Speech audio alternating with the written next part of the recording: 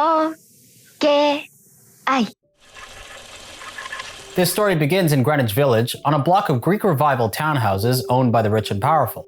One of those townhouses belonged to the actor Dustin Hoffman, freshly nominated for his role as Ratso Rizzo in the film Midnight Cowboy. I'm walking here! But this isn't Dustin Hoffman's story. It's a story about the group of rich kids who were building bombs in the townhouse next door. That townhouse was owned by an advertising executive named James Wilkerson. Mr. Wilkerson had a problem. His daughter, Cathy Wilkerson, was part of a radical group called the Weather Underground, which aimed to violently overthrow the United States government. Throughout the early 1970s, they bombed buildings like the US Capitol, the Pentagon, and the State Department. Mr. Wilkerson thought that he was lending his daughter the keys to his townhouse while he was away on vacation. Instead, she and her friends turned it into a bomb factory, planning to blow up a military officers' dance at Fort Dix. On March 6, 1970, Cathy's boyfriend Terry Robbins nervously assembled nail bombs in the townhouse's basement. Terry didn't know what he was doing. He was an English literature major who couldn't even explain how electricity worked. But what he did know was that he wanted to be a revolutionary icon like Che Guevara and Ho Chi Minh. Terry Robbins was ready to die. In fact, he looked forward to it. Night after night, he watched Butch Cassidy and the Sundance Kid, captivated by the final scene when the two main characters die in a shootout. Hours before the dance, he filled the basement with far more explosives than they needed. Upstairs, Cathy was ironing sheets when she heard an explosion and felt her body begin to sink. The floors caved in. Splintered wood and brick rose up all around her. Then came a second explosion, and a third.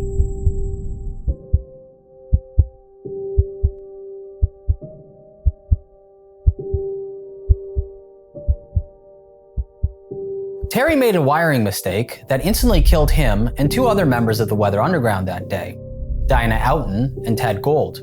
The explosions destroyed the townhouse and blew a large hole in Dustin Hoffman's wall next door. Law enforcement discovered the remains of Diana Oughton, a 28-year-old who was under FBI investigation for belonging to the terrorist group. The story of Diana's transformation stunned the public. In just 2 years, she went from debutante to bomb maker. Her parents watched her change, but mostly kept their worries private. In a moment of vulnerability, her mother confided to a friend, "We've lost her." People wanted to understand how a kind-hearted young woman like Diana became a self-proclaimed enemy of the United States.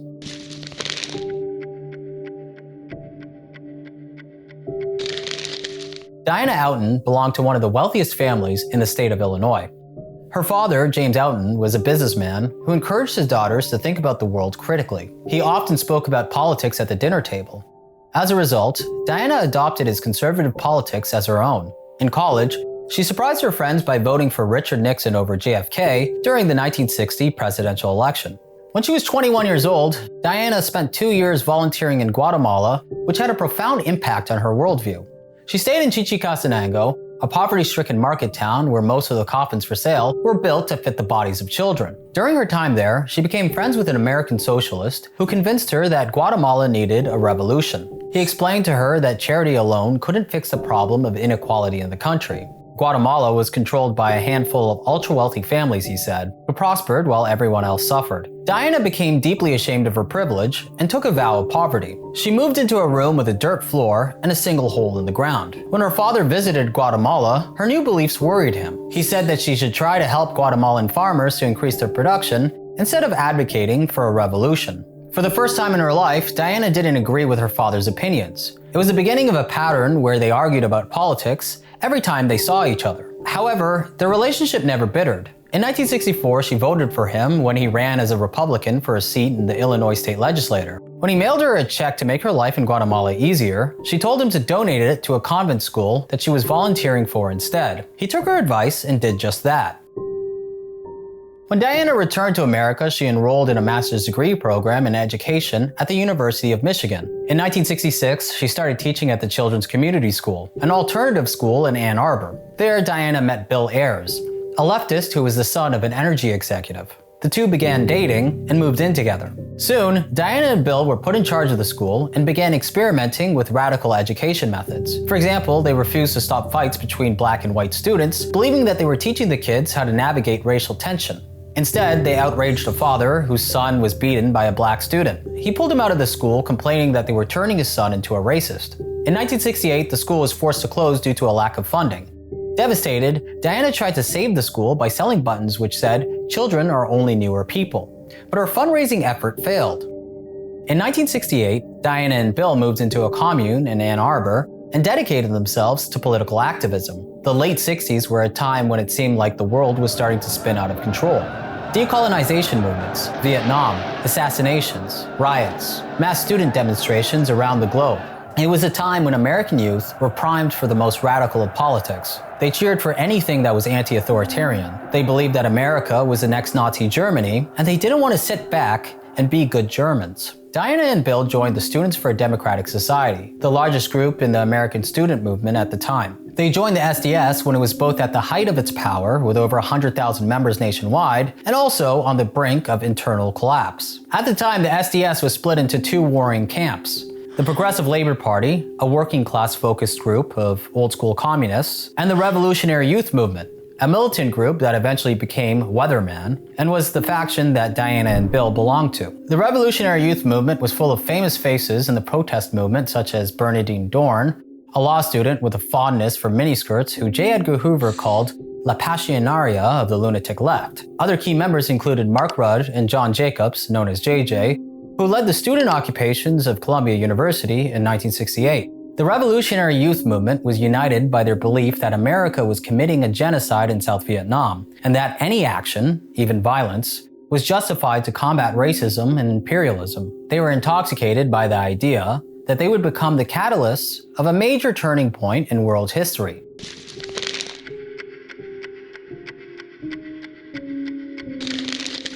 JJ wrote the group's founding document during a speed binge. He named the manifesto after a Bob Dylan lyric, "You don't need a weatherman to know which way the wind blows." 11 people signed the manifesto and agreed to call the group Weathermen. In August 1969, Weathermen raided the SDS national office in Chicago and declared themselves its rightful leader.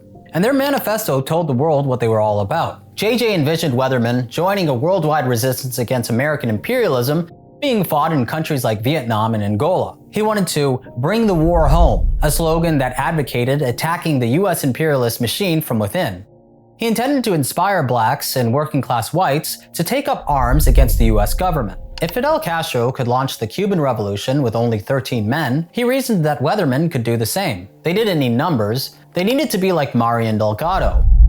Marian Delgado was a 5-year-old who derailed a passenger train by placing a concrete slab on the tracks, destroying the train's engine. Life magazine called it a prank, but Marian Delgado was no prankster. He was a problem solver. Marian was a curious boy who couldn't break the concrete slab himself, so he let the train do it for him.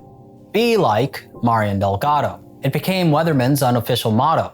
Be like the powerless boy who used a tiny slab of concrete to sabotage a powerful system.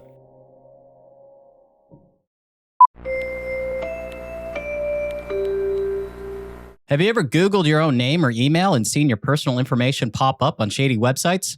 That's because of data brokers. These companies collect your information, sell it without your consent, and make billions doing it. That's why you get so much spam, random calls, even risks scammers and stalkers getting your details. They're legally required to remove your info if you ask, but they make the process intentionally confusing. That's why I recommend today's sponsor, Aura. Aura automatically finds where your data is being exposed on those broker sites and gets it removed, then keeps it off. It's what I personally use, and it's the one tool I recommend to friends and family. And Aura is more than just data broker removal. It's all-in-one digital security. Real-time alerts if your info shows up on the dark web. Fraud alerts for credit and banking activity. 24/7 identity monitoring. A secure VPN, antivirus, and password manager. Plus, US-based customer support available around the clock. If anything does go wrong, Aura includes up to $5 million in identity theft insurance. And their fraud experts are ready to help. For me, it just feels wrong that companies are profiting off my personal data. That's why I choose Aura. You can try Aura for free for 14 days at aura.com/Oki. In that time, Aura will show you exactly where your data is being exposed and start scrubbing it off the web without you lifting a finger.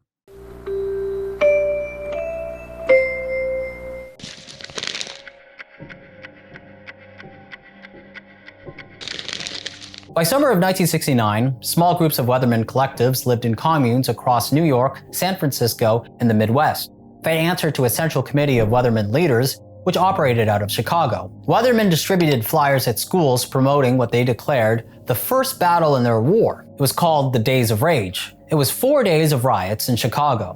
When a 22-year-old Vietnam vet named Larry Grathwohl was handed a flyer for the Days of Rage, he took it straight to the authorities. He was a sergeant of the 101st Airborne and watched a quarter of his platoon die after only 7 months of fighting in Vietnam. Larry hated hippies, especially anti-war activists like Weathermen, who were planning to tear a city apart. Larry approached the FBI and volunteered to join Weathermen as an informant for them. He claimed that he did it solely for patriotic reasons and didn't ask the FBI for a dime. To win Weathermen members over, Larry introduced himself as a veteran who was deeply ashamed in participating in the genocide against the Vietnamese people. They believed him, and it wasn't long before he was accepted into Weathermen's Cincinnati collective house. Later, an FBI memo revealed that the Bureau had trouble finding informants who were willing to live as Weathermen members did due to the group's, quote, degenerate living habits, their immoral conduct, and their use of drugs. Somehow, Larry Grathwohl had no trouble fitting in.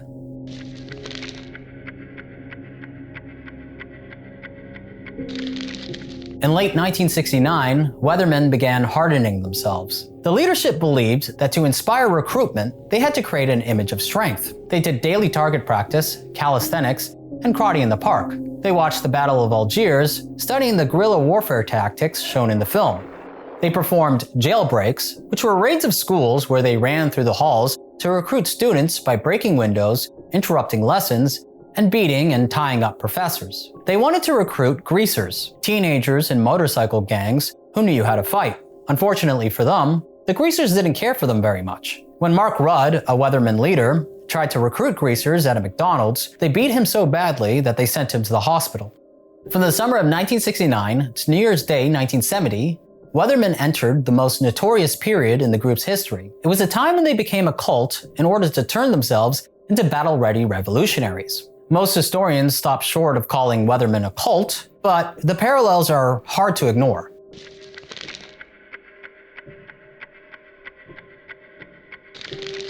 In Weathermen, members were told to give up jobs and to cut off relationships. All personal assets were handed over to the group. Diana gave her collective the shareholder checks and credit card she received from her father's company. Her father canceled the card, saying that he didn't want to fund a movement that wanted him, a capitalist, dead. After severing ties with the outside world and draining their bank accounts, Weathermen members became dependent on the collectives, which isolated them away from interactions where clear thinking about the group might arise. Members were told to break taboos to teach them to become hyper-obedient soldiers. Diana's collective smashed tombstones in a graveyard. They killed a cat, cooked it, and ate it. Committing unthinkable acts put their inner values at odds with their actions. Internal contradiction made them experience cognitive dissonance. To ease the mental discomfort caused by committing acts that they were opposed to, such as killing and eating a cat, they had to learn to suppress and change their previously held principles. Taboos continued to be broken. The Weathermen leadership challenged societal norms about sex through a practice they called smash monogamy. They said that monogamy needed to be destroyed because it was possessive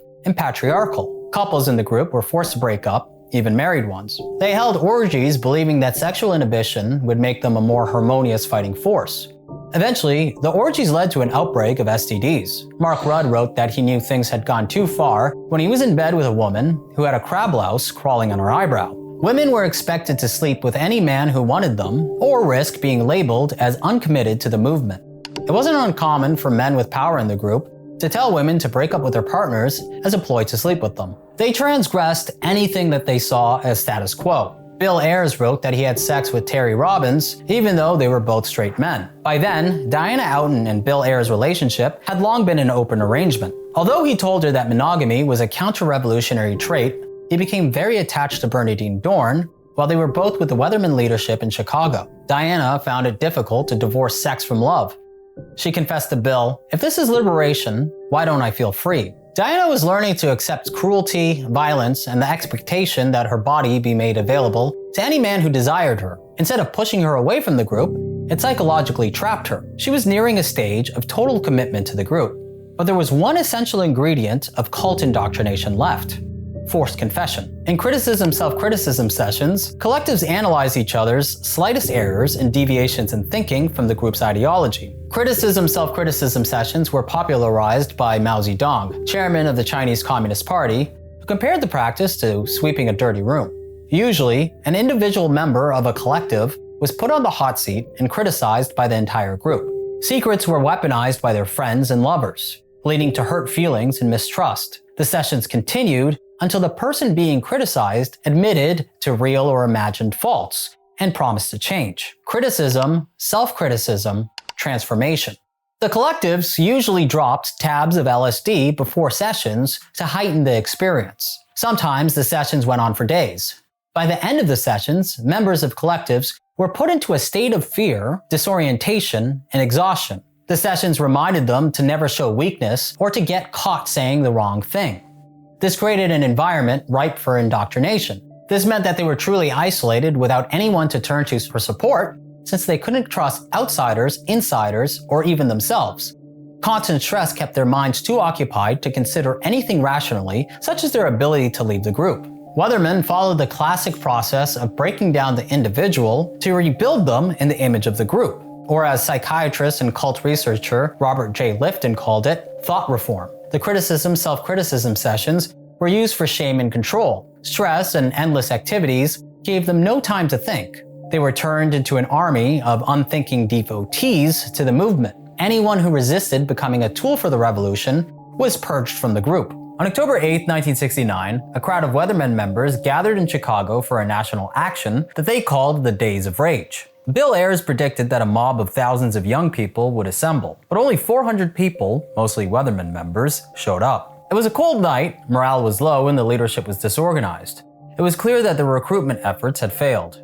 Nearly 2,000 officers in the Chicago Police Department were eagerly waiting for the riot to start. Weathermen provoked the Chicago PD by blowing up a statue commemorating dead cops killed in the 1886 Haymarket Affair. When the statue was rebuilt a year later, Weathermen blew it up again. Wearing motorcycle helmets and armed with saps, Weathermen members began marching at 10:45 p.m. towards the Drake Hotel, destroying property and fighting cops along the way. The riot was over in less than 90 minutes and caused over $1 million in property damage. 250 Weathermen members were arrested. 6 were shot and survived. A city official was paralyzed. 57 policemen were hospitalized. The Weatherman leadership called the Days of Rage a success. They said that clashing with police proved that they were a force to be reckoned with. However, they were devastated when Fred Hampton of the Black Panther Party harshly condemned their actions.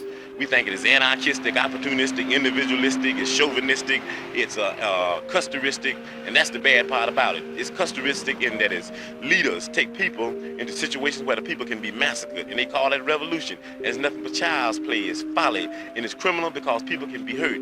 We say that they're doing exactly what the pigs want them to do. When they take people down and just do nothing, play around, and the pigs are prepared for this, and they'll wipe all of those young people out. We think these people may be sincere, but they're misguided, they're muddleheads, and they're scatterbrains. Receiving condemnation from Fred Hampton was a major blow. The Black Panther Party was the group that they wanted to align themselves with the most. As Cathy Wilkerson said, "In our hearts, all of us wanted to be Black Panthers." The next day, 70 Weathermen members in the women's militia attempted to raid a draft board office. Diana Oughton was among those who were arrested. Her father paid $5,000 to bail her out of jail. At dinner, he asked her if she'd return home for a few days, but she declined because she had a Weathermen meeting in Evanston. Her father reluctantly drove her to the meeting, dropping her off at 1 a.m. On the rare occasion that Diana visited her family home, she was accompanied by Weathermen members who her father described as rude and arrogant. He tried to engage them in political discussions, but he said that they responded with sarcasm and a lot of giggling. He remembered being annoyed when one of them beat him in a chess game with only 4 moves. Diana loved her family but kept them at a distance. They represented every bourgeois inclination that she was told to rid herself of. Her family was worried about her. She missed her sister's wedding. They heard that she had traveled to Cuba to meet with representatives of the Viet Cong. After that, her grandmother removed her from her will. Her father said that he always tried to reason with her and never dismissed her point of view because he felt that, regardless of her actions, she was still a rational person. Diana returned home one last time on Christmas Day in 1969. During her stay, she refused to talk about politics and was thankful that her sister gave her a fisherman's sweater.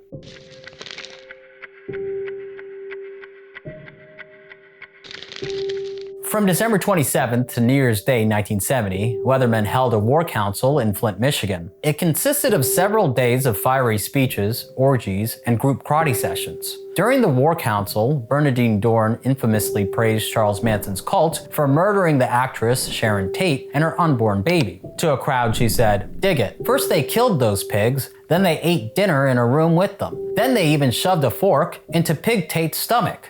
Wild.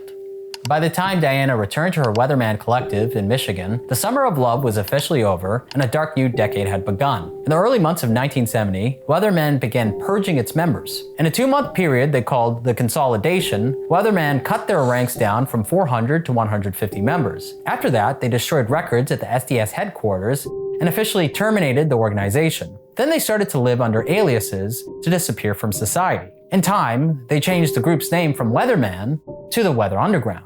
In the 1970s, it was easy to live under a false identity. Sometimes the Weather Underground collectives purchased phony government documents from ID brokers, but usually they just committed identity theft. They stole checkbooks, driver's licenses, and credit cards from college dorms. To trick the government into issuing them fake identities, they filed for birth certificates using the names of dead babies who, like them, were born around 1946. Larry Grathwohl wrote in his memoir that he spent hours combing through cemeteries and obituaries to find names of dead children, which they then used to stockpile IDs. In the early 1970s, there was an underground network of safe houses, couriers, and smugglers serving a clientele of draft dodgers and criminal fugitives nationwide. The Weather Underground leadership was well taken care of. Bill Ayers and Bernadine Dorn lived in a cozy bungalow in Hermosa Beach. They received funding from a group of left-wing lawyers in the National Lawyers Guild, who pampered them with fancy dinners. However, Weather's lower-ranking members were so poor that some of them, like Bill Ayers' brother, lived in tents. The difference between the leadership and the lower-ranking members' lifestyles bred resentment. The collectives in New York, San Francisco, and the Midwest communicated via payphones and anonymous post office boxes. When members traveled between collectives, they used the surname Delgado as a code word, a nod to their 5-year-old icon, Marian Delgado, who was featured in Life magazine. Larry Grathwohl identified himself as Larry Delgado when he was sent to live with the Detroit collective. In Detroit, he met Diana Oughton, who he described as a very sweet girl. In his memoir, he claimed that Diana told him privately that she had doubts about the movement. However, Larry said that she still held on to the conviction that revolution was the only way to fight imperialism. By then, she was 28 years old, in and out of jail, estranged from her loved ones, and was reportedly seen selling hard drugs to fund the group. The last time her family heard from her was when she called her sister and asked if their family would stand by her no matter what. Later, she sent her sister a large envelope labeled "Do Not Open." Inside were old letters, documents, and photos. In February 1970, Diana drove Larry Grathwohl to a meeting held by Bill Ayers in Detroit. During the meeting, Bill spoke about bombing the Detroit Police Officers Association building in retaliation for the police killings of 3 black men in 1967. Larry claimed that when he warned Bill that by bombing that location they might kill the mostly black patrons of a nearby restaurant, Bill replied, "We can't protect all the innocent people in the world." But before the Detroit collective went through with the bombing, Larry was thrown out of the group after he was reassigned to Wisconsin for urban guerrilla survival training. Around the same time, Diana was moved to Terry Robbins' collective in New York City.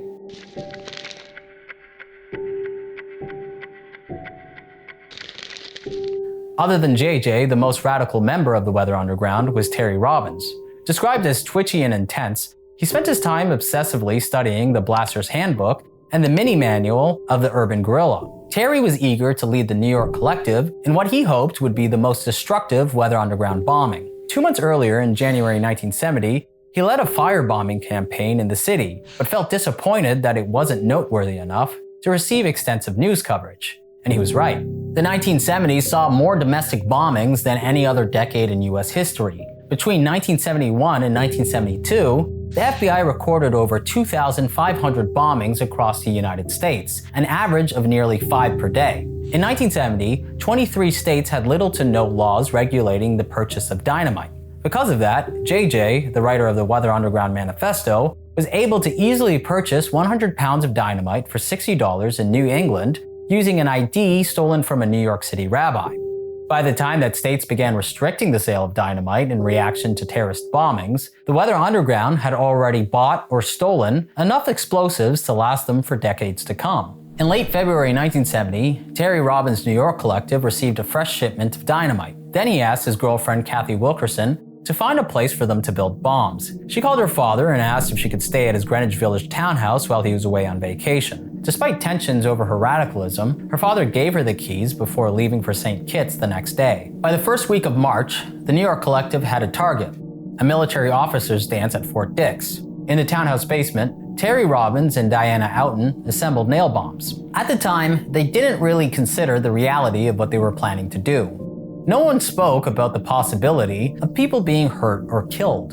In her memoir, Cathy Wilkerson said that it took quite a bit of denial, but she didn't think that the nails they were adding to bombs could actually kill people. Terry admitted to Cathy that he was terrified because he didn't know what he was doing. When she encouraged him to take some time to learn how to build bombs safely, he cut off discussion. He said that, as their leader, he would take responsibility for how things were done. Years later, Cathy learned enough about bomb making to realize that the bombs Terry was building didn't even have a safety switch to prevent accidental detonation. With her lack of experience, something was bound to go wrong. Then on March 6, 1970, at 11:55 a.m., something did indeed go very wrong. Terry Robbins made a fatal error which completely destroyed the townhouse and ended the lives of himself, Diana Oughton, and Ted Gold. It took 10 days to find Diana Oughton's remains. All that was left of her was an arm without a hand and a leg without a foot. Both of her limbs were covered in roofing nails. On March 24th, she was buried in her family plot next to her grandparents' graves. Diana's father, James Oughton, was in London when he was told about his daughter's death. He spent months quietly brooding over what happened to her. He told a reporter that, "I can't sit here and say that she was wrong and I am right. I won't say she lived her life in vain. That's such a trite statement. But I still can't help but feel that it was such a waste." I've been asked how I would advise other parents, and I've answered that I have no advice at all. I wouldn't know how to advise myself. I'm looking for guidelines myself from somebody else. Later, he said that he believed that she was a victim of a kind of intellectual hysteria that made her lose contact with reality.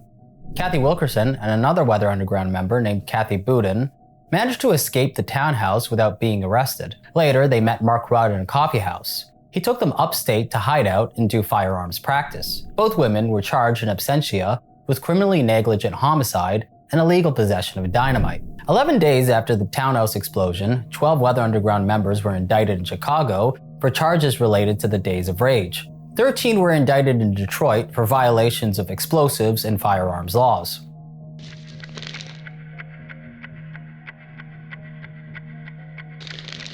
Larry Grathwohl heard about the accidental townhouse explosion while he was in Wisconsin.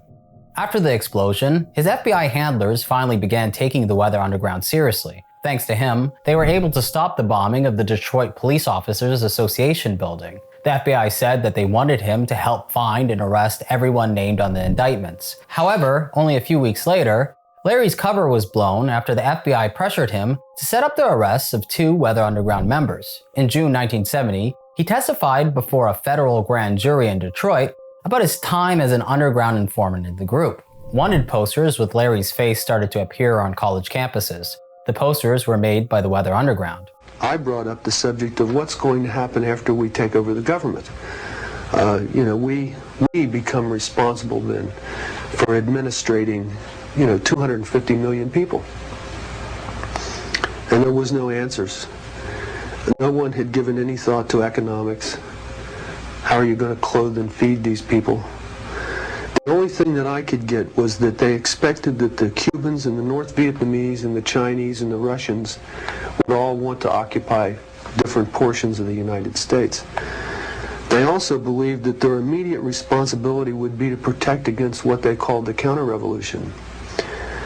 And they felt that this counter-revolution could best be guarded against by creating and establishing re-education centers in the Southwest,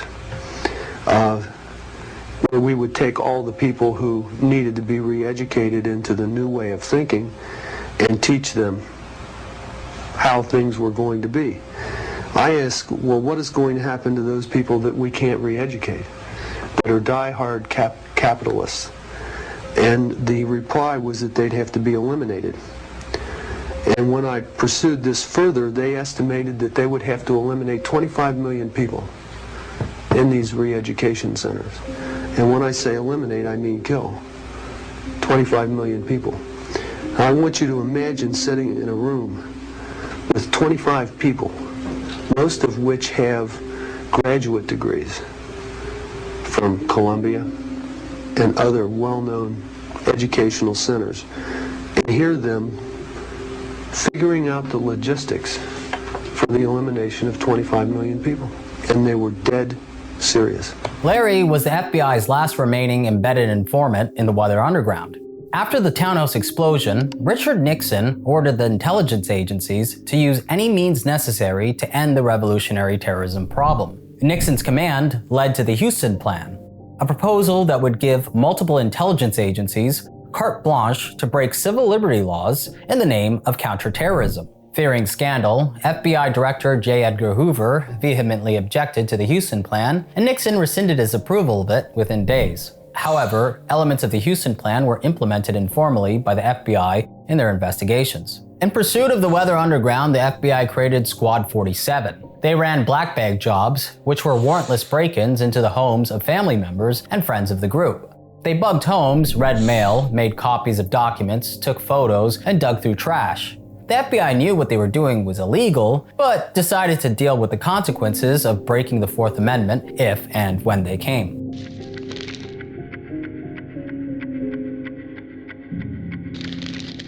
After the accidental townhouse explosion, membership in the Weather Underground shrunk to roughly 40 people. The leadership was scattered and didn't know what their next move would be.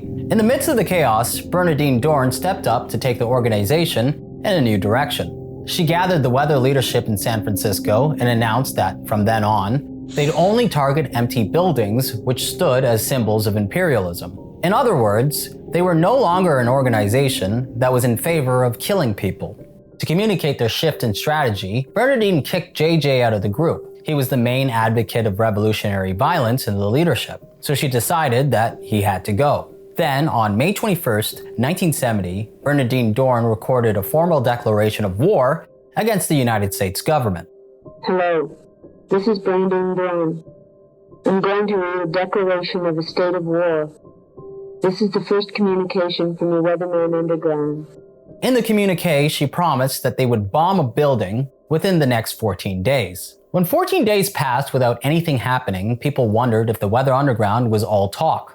Then, 33 days later, the group snuck a bomb into the New York City Police Headquarters. The bomb was concealed in a hollowed-out law book, and it was planted in the ceiling of a men's bathroom on the second floor. Before the bomb exploded, they called in a warning from a payphone, which was ignored. The blast destroyed the bathroom and the deputy commissioner's office. It injured 8 people, but no one was seriously hurt. The bomb, like many of the Weather Underground's subsequent bombings, exposed the absurd lack of security precautions government, corporate, and financial buildings had in the 1970s. The New York Police Department headquarters lacked metal detectors, ID checkpoints, cameras, or any other measures that could foil a terrorist attack.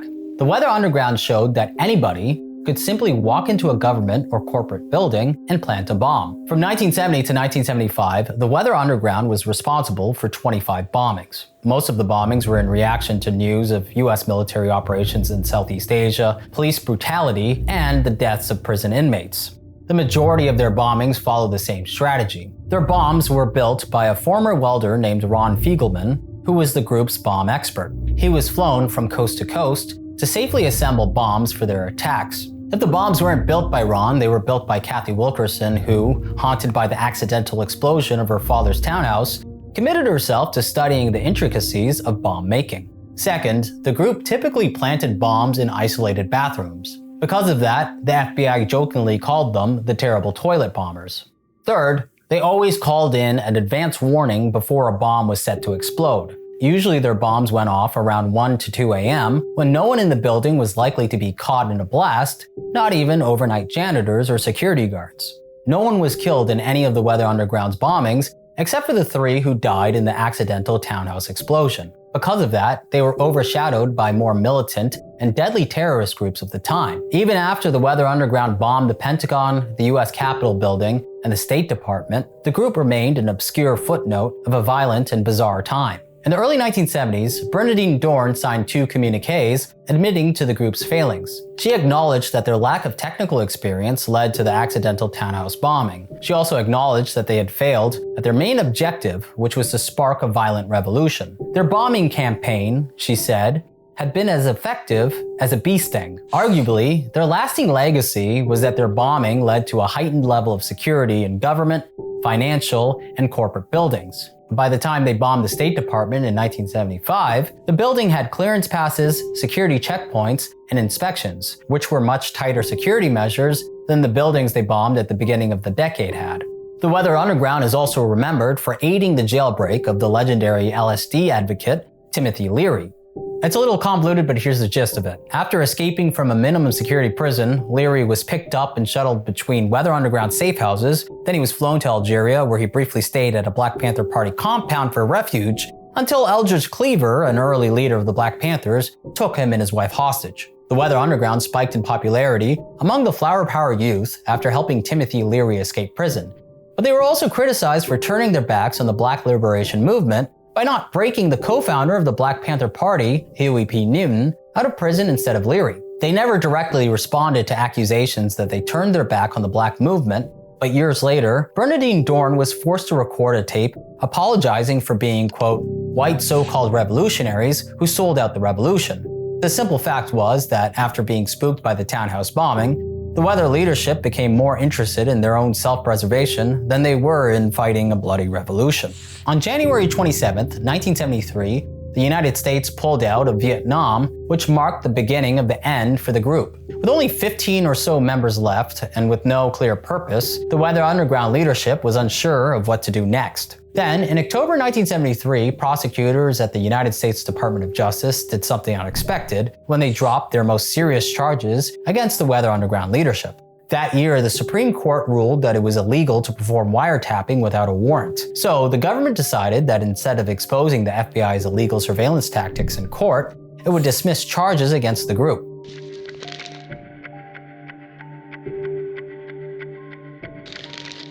By 1979, almost everyone in the Weather Underground leadership had come out of hiding and surrendered. Most of them received minor punishments such as probation and a small fine. Bill Ayers and Bernadine Dorn were the last of the leadership to turn themselves in. When they came out of hiding in 1980, they were living in New York and had started a family.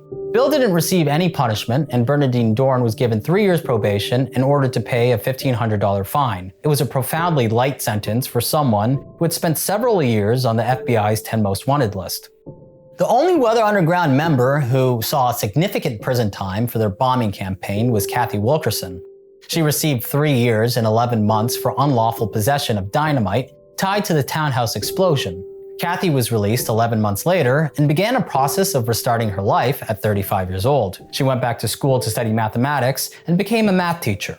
Many of the prominent members of the Weather Underground returned to college in their 30s for undergraduate and graduate degrees. In the end, they were permitted to rejoin the system that they sought to destroy, unscathed by serious consequences. The Weather Underground could not possibly exist after Watergate and the end of the Vietnam War. The group faded and their revolution never materialized. The fact that they were privileged enough to just be able to step back into society was not lost on them. There was a sense that compared to Black activists, members of the Weather Underground were permitted to exist with one foot placed in the radical movement and another foot safely entrenched in the system. After all, they were the children of the men who ran society. Therefore, the consequences of their actions in the courts would never be so severe that it prevented them from re-entering the establishment after they were finished being communist revolutionaries.